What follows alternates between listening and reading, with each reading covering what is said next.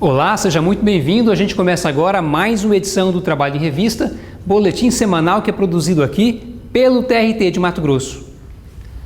Quase 700 servidores e magistrados da Justiça do Trabalho mato-grossense estiveram em Cuiabá no dia 31 de outubro. Eles participaram do primeiro encontro estadual de integração. O evento foi o encerramento de um ciclo de reuniões que passou por 5 cidades polos do estado. Veja como foi no vídeo especial que produzimos aqui para o Trabalho em Revista.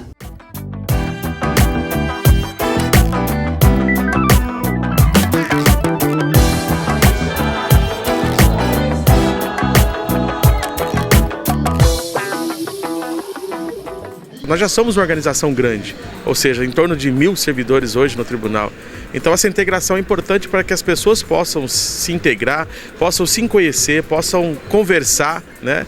Porque o resultado da organização, na verdade, são as pessoas. A organização é feita de pessoas, né? Eu estou há 10 anos no tribunal já e é a primeira vez que eu vejo tanta gente junta. Muito bom. Essa integração é muito linda, gente do estado inteiro se conhecendo, né? Muito bacana mesmo, tá de parabéns à administração por esse evento. É a possibilidade de você encontrar os amigos que você conheceu, passou no interior, reencontrar os amigos, está muito bom. Maravilhoso, gente lindas, bonitas, maravilhosas, divertidas, alegres.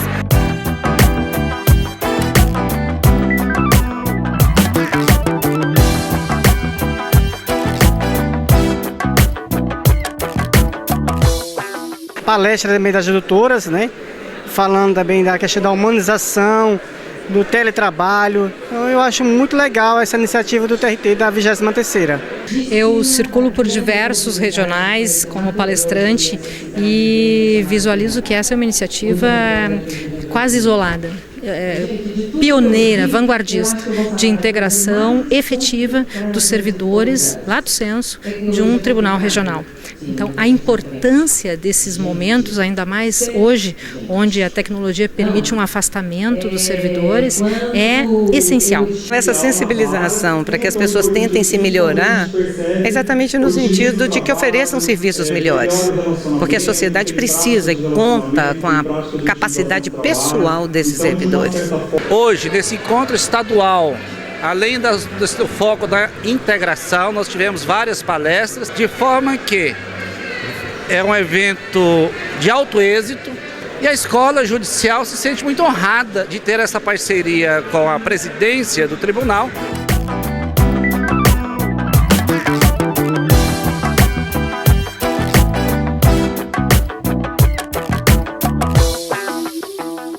Praticamente 30 anos de serviço público federal e acredito que nunca, né, tenha participado de uma manifestação que integrasse uma organização do porte do Tribunal do Trabalho nesta envergadura. Eu estou gostando muito do evento, está sendo bom para mim rever meus amigos que eu trabalhei no interior. Estou achando uma oportunidade fantástica, né, de conhecer os colegas que a gente não conhecia. Todo mundo se integrando, eu acho muito bacana. Muito legal, muito agradável, divertido, tudo de bom. Essa iniciativa foi excelente para o tribunal, para a integração dos servidores de modo geral, tanto do tribunal como das varas, cada um passando a sua experiência. A gente olha assim, não tem noção do que é o TRT. Hoje deu impacto, assim, cara, quanta gente. Acima de tudo, nós somos gente, nós somos seres humanos. Então esse ser humano, esse calor humano, essa energia positiva que tem dinheiro, não há dinheiro que pague e não há palavra que represente esta emoção de, ocasional e episodicamente, estar à direção do tribunal. O nosso ambiente de trabalho, nossos colegas de trabalho são a extensão da nossa família. Então esse é um momento que todos temos de interagir, de reforçar os nossos laços, conhecer colegas de outras regiões, compartilhar as boas práticas. E o evento foi um sucesso total.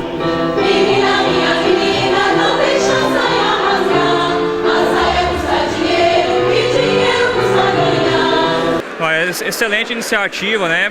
Principalmente porque a gente da informática interage muito com o pessoal do interior e muitas vezes não conhece, né, a pessoa com quem a gente está falando.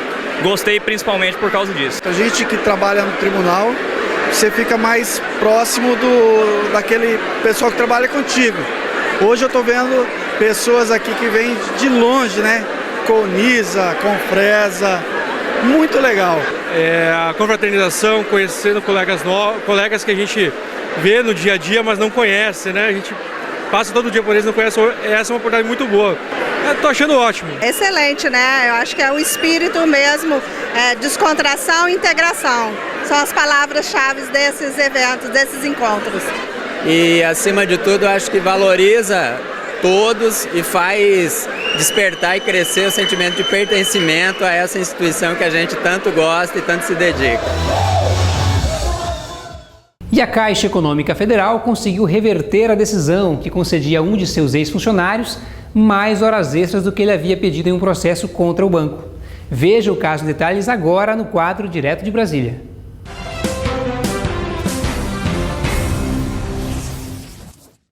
O julgamento foi na 4ª turma do Tribunal Superior do Trabalho. Segundo o processo, o bancário ocupou o cargo de gerente de relacionamento da Caixa e pediu pagamento de horas extras por causa dos chamados dias de pico, quando o movimento nas agências é maior. Esse período ele coincide com o período de pagamento de salários, né, das empresas e também dos servidores públicos, e pagamentos de título, vencimentos de título. É comum, após o horário de trabalho, a porta se fechar, mas o bancário lá dentro continuar trabalhando e com muito cliente lá dentro dessa agência. Quando processou o banco, o gerente informou que fez horas extras, em média, durante 5 dias por mês, isso em 5 anos de atividade. Só que no TRT de Campinas, a Caixa Econômica foi condenada a pagar as horas extras com base em 10 dias por mês. O banco recorreu ao Tribunal Superior do Trabalho e a 4ª turma do TST deu razão à empresa. Segundo o relator, ministro Fernando Eizuono, o regional extrapolou os limites definidos na petição inicial, ou seja, foi além do que o autor do processo pediu à Justiça, o que não é possível, de acordo com o Código Civil. Tanto o artigo 128 quanto o artigo 460 do Código de Processo Civil, eles trazem baliza na atuação do juiz ao decidir. Eles disciplinam que o juiz ele só pode decidir de acordo com o que foi postulado pela parte. Ele não pode julgar nem além, nem fora do que foi pedido.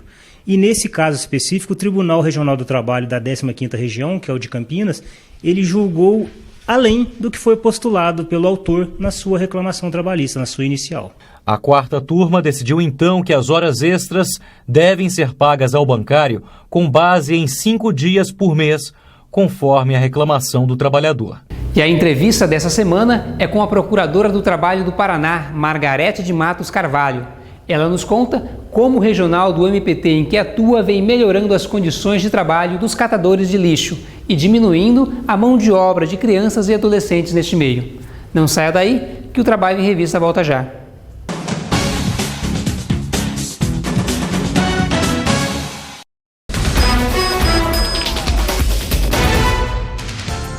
No trabalho, também é lugar de cuidar da saúde. Ao invés de mais café, por que não um copo de água?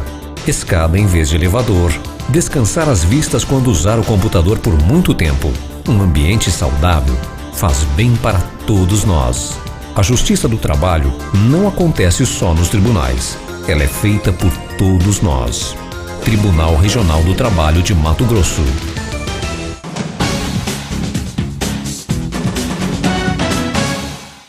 Voltamos com o programa Trabalho em Revista. O trabalho degradante pode estar presente em várias atividades, entre elas na de catador de material reciclável. Os principais desafios desse setor é garantir condições dignas de atuação e a quebra de preconceitos.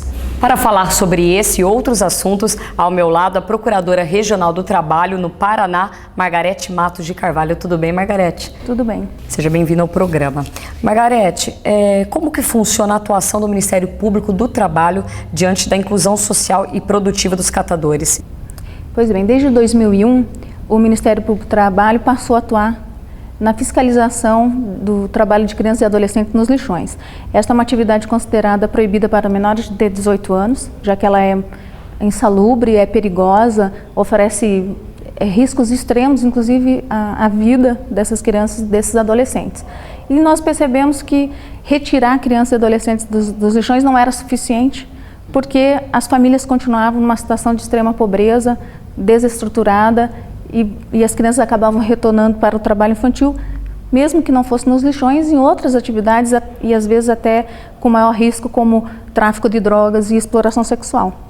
A partir dessa constatação, nós começamos também a exigir dos municípios que eles contratassem as associações e cooperativas de catadores, auxiliassem na organização dessas associações e remunerassem os serviços de coleta seletiva que os catadores podem prestar para o município, como estratégia de melhorias de trabalho, de renda das famílias e aí a garantia da permanência das crianças e dos adolescentes nas escolas.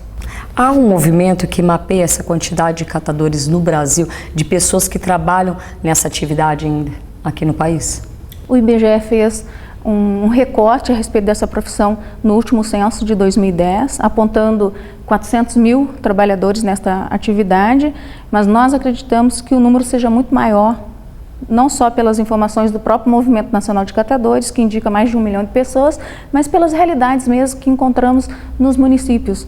Dou um exemplo, por exemplo, de Curitiba, né? Nós temos 60 mil famílias em áreas de ocupação irregular, em áreas de risco. 60 mil famílias seriam multiplicadas por 4, que é o número médio de pessoas, e aí a gente já tem uma noção, no único município, de quantas pessoas estão envolvidas com a catação, já que essa é a atividade preponderante dessas famílias. Doutora, em Mato Grosso foi determinado o encerramento de um lixão agora em agosto, né? No início de agosto. Como que funciona a punição para quem não cumpre a determinação? Até 2 de agosto de 2014, havia um prazo para que os municípios eles iniciassem os sistemas de coleta seletiva com a contratação de associação e cooperativa de catadores. Isso no Brasil todo, para todos os municípios brasileiros, porque a gente tem uma realidade absurda de número de lixões, de municípios que ainda colocam os resíduos em lixões, onde há presença de pessoas, de crianças, de adolescentes trabalhando. A gente pode falar aí em torno de 3.300 municípios nessa situação, um total de 5.500, que ainda tem inclusive aterros controlados que a gente tecnicamente pode considerar como lixão, né?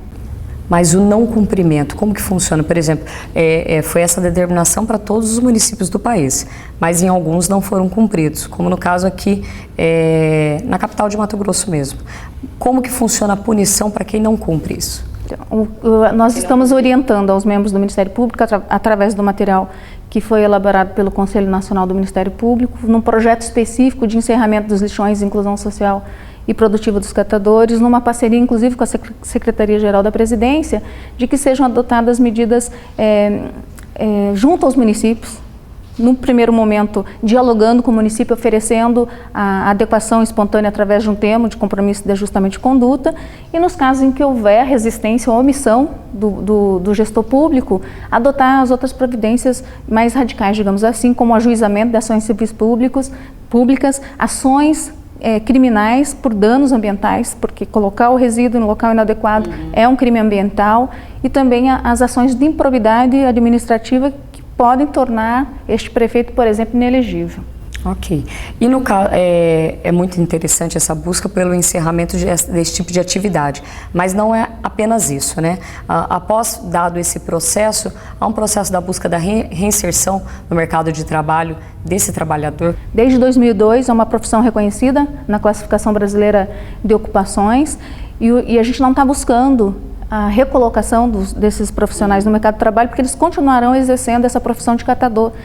O problema são as condições de trabalho atuais, né? A profissão não é uma profissão indigna, as condições de trabalho que são indignas, degradantes, muitas vezes inclusive em condições análogas a de escravo, porque eles ficam presos por dívidas junto aos atravessadores, pequenos depósitos que estão instalados em todas as cidades brasileiras, e aí a ideia de que sejam organizados em associações e cooperativas, que é uma forma de organização que a gente chama de cooperativismo popular, eles se apropriando dos espaços de trabalho, dos meios de produção, dos equipamentos necessários para esse trabalho e recebendo uma remuneração digna, que inclusive está prevista na nova lei das cooperativas de trabalho, que é a Lei 12.690, que indica lá o mínimo que o município tem que pagar para cada catador.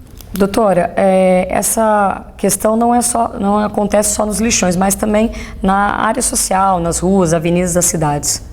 E também com a presença e participação de crianças e adolescentes. Então, a exploração do trabalho de crianças e adolescentes não acontece só nos lixões, acontece também nas ruas, e nós vemos isso todos os dias no nosso cotidiano, quando a gente está trafegando.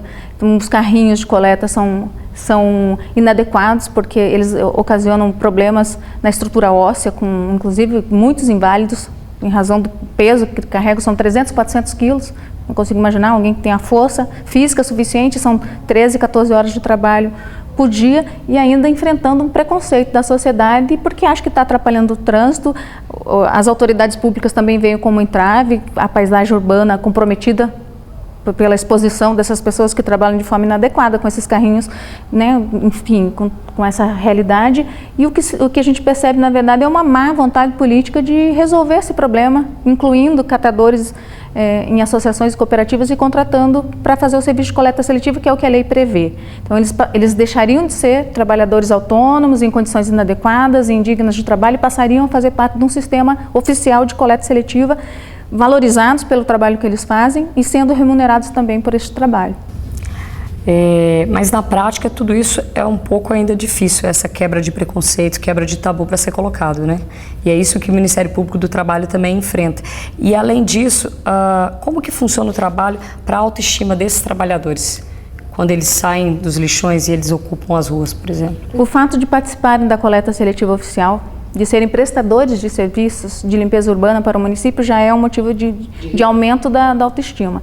O fato deles utilizarem uniformes, que na verdade são equipamentos de proteção individual, também aumenta a autoestima desses trabalhadores, porque eles deixam de ser vistos como um indivíduo qualquer, um trabalhador qualquer, se é que eles são vistos, né? E passam a ser reconhecidos como trabalhadores organizados, prestadores de um serviço relevante à comunidade, que é o aumento das metas de reciclagem. Então, o preconceito da sociedade em relação a esse trabalhador ainda é grande, assim como também nós vemos muitas pessoas ainda defendendo o trabalho infantil. Então, nós vivemos numa sociedade muito atrasada em relação a esses conceitos. Precisamos cada vez mais convencer a sociedade de que o trabalho infantil é prejudicial, empobrece as famílias, empobrece o país, e nós precisamos conseguir fazer com que as famílias mais vulneráveis hoje, e os catadores se encontram talvez nessa escala mais baixa de vulnerabilidade, elas sejam atendidas, contempladas naquilo inclusive que a lei prevê, e sejam emancipadas social e economicamente. Doutora, para encerrar o programa e falando desse assunto de tamanha relevância e com pontos tão delicados a serem tratados ainda, gostaria que a senhora deixasse um recado para quem está nos acompanhando.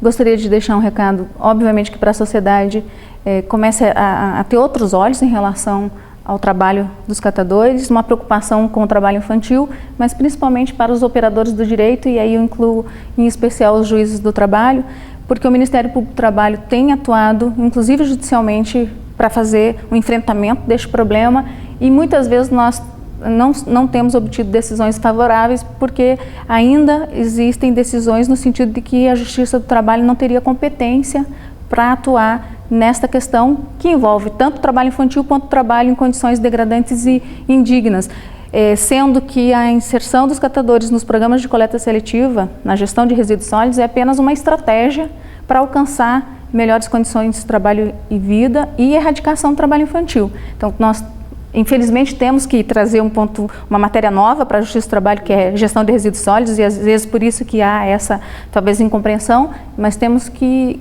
conquistar a atribuição do Ministério Público do Trabalho e a atribuição da Justiça do Trabalho, porque eu acredito que nós temos uma sensibilidade maior em relação às questões sociais. Obrigada pela participação, e assim terminamos o programa desta semana, mas você pode revê-lo a qualquer momento acessando a página do TRT na internet e clicando no link vídeo. O programa também está disponível no YouTube, no endereço que aparece aí na sua tela.